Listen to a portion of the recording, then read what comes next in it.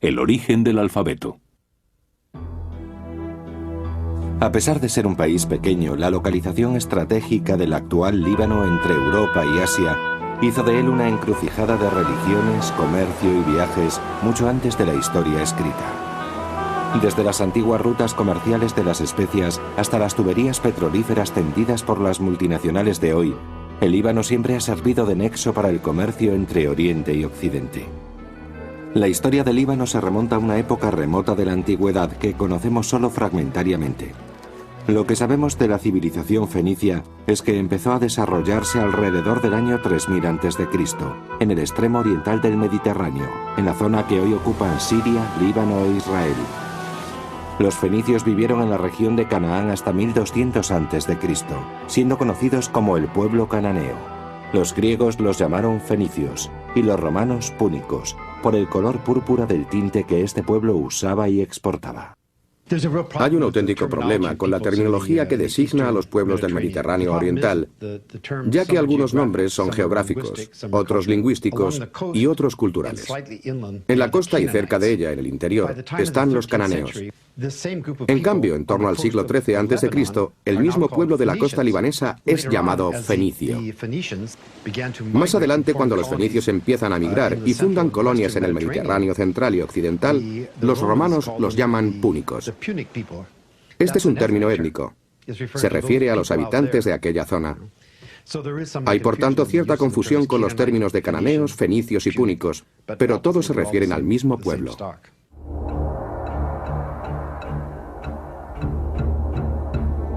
Tras la caída del Imperio Micénico, a comienzos del tercer milenio antes de Cristo, los fenicios, a través del comercio y las colonias, empezaron a extender su influencia por todo el Mediterráneo, e incluso más allá. Los fenicios eran viajeros muy osados, negociantes que buscaban y transportaban por todo el mundo conocido materias primas y productos manufacturados.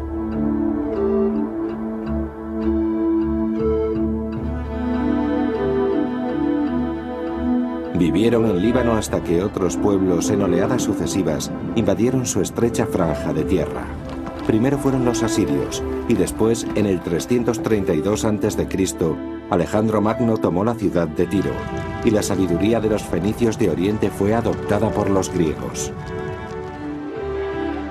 En Occidente, los fenicios mantuvieron una larga disputa con Roma. En el 146 a.C., su gran capital del norte de África, Cartago, fue saqueada e incendiada, lo que significó el fin de su cultura. A partir de entonces, el imperio fenicio occidental pasó a manos romanas. Durante más de 1000 años, los fenicios vivieron a lo largo de la fértil costa del Líbano. Sus 3 ciudades principales eran Tiro, Sidón y Biblos. Cada una de ellas constituía un estado independiente, aunque en ocasiones pactaban alianzas entre sí. Estas ciudades atrajeron a hábiles artesanos y orfebres que trabajaban cobre, plata y oro, tallaban marfil, sabían usar el torno de alfarero y eran expertos carpinteros. Aunque los fenicios cultivaban el campo y criaban ganado vacuno y ovino, el terreno del que disponían era insuficiente. Entonces dirigieron la vista al mar para ampliar su influencia, y pronto se transformaron en uno de los grandes pueblos marineros del mundo antiguo. Líbano se encontraba en medio de la ruta de caravanas que transportaban oro, marfil, esclavos e incienso desde África, a través de Egipto, camino de Europa. El viaje por mar desde Líbano ha sido siempre más rápido y seguro que las largas y peligrosas travesías terrestres. Las mercancías poco voluminosas podían transportarse por tierra a lomos de animales, pero para los bultos pesados como la madera se usaban las rutas costeras. Los barcos eran impulsados por el viento sobre una gran vela rectangular sujeta a un único mástil. Cuando no soplaba el viento, eran los remeros en doble fila los encargados de hacer avanzar el barco. Los 2 tipos principales de barco para navegar por el Mediterráneo eran uno ovalado para el comercio y uno más alargado, el barco de guerra. Los fenicios usaban ambos. Construyeron abrigos costeros, puertos y fortificaciones como defensa contra piratas e invasores. Se aventuraron cada vez más lejos hasta tener plazas comerciales o colonias por todo el Mediterráneo.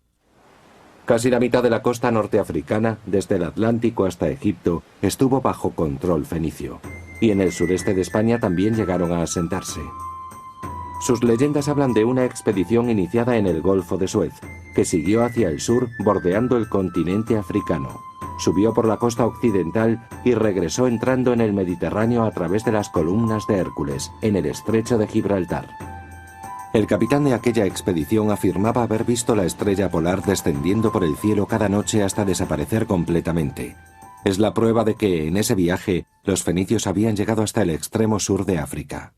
La antigua Biblos, 40 kilómetros al norte de la actual Beirut, construida en torno al 1100 a.C., tiene una enorme importancia histórica. Los arqueólogos la consideran uno de los más antiguos asentamientos humanos del Mediterráneo. Según la tradición, Biblos fue fundada por El dios supremo, que rodeó a la ciudad de una poderosa muralla. El anillo de murallas que se puede ver todavía hoy data de la Edad de Bronce, 2800 años antes del nacimiento de Cristo. Se cree que Biblos fue fundada hace 7000 años, cuando se estableció allí una pequeña comunidad de pescadores.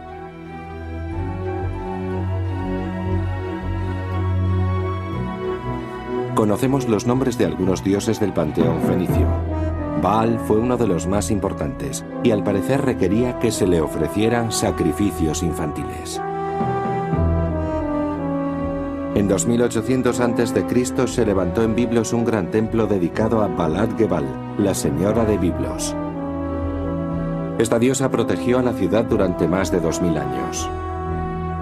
Un siglo más tarde se levantaron obeliscos tipo dolmen para delimitar el recinto sagrado. Biblos era un puerto muy importante para los egipcios, ya que ellos carecían de madera y necesitaban los cedros del Líbano para ataúdes de madera y otros objetos. A comienzos del tercer milenio antes de nuestra era, Biblos era el principal puerto del Mediterráneo oriental, exportando grandes cantidades de madera. Ya en el año 2700 desde Biblos enviaban a Egipto maderos para los barcos funerarios del rey. Biblos recibió una muy temprana influencia de la lengua y literatura egipcias. Sus habitantes conocieron el sistema de escritura directamente a través del comercio. La mayor diferencia entre la escritura egipcia, que es jeroglífica, y la cananea, que es alfabética, estriba en que la egipcia utiliza ideogramas para referirse a palabras enteras. Los cananeos se inspiraron en ella, haciéndola acrofónica, es decir, manteniendo el primer sonido de la palabra. Así, por ejemplo, la palabra para designar casa en la mayoría de las lenguas semíticas es beit, beitu o bait. Entonces el dibujo de una casa se utilizó no solo para referirse a casa, sino también para referirse a un sonido, B. De igual modo, la A es el signo de una cabeza de buey. Por supuesto, la pregunta que nos hacemos es por qué tuvieron que girar 90 grados las letras en el alfabeto romano. Originalmente los signos se escribían así. Escribimos esto en papiro o en otro soporte. El caso es que si empezamos a escribir así, de esta forma, es muy natural que le demos un giro al signo. Utilizando los pictogramas egipcios, modificaron los símbolos y crearon un sistema donde un signo representaba siempre un sonido.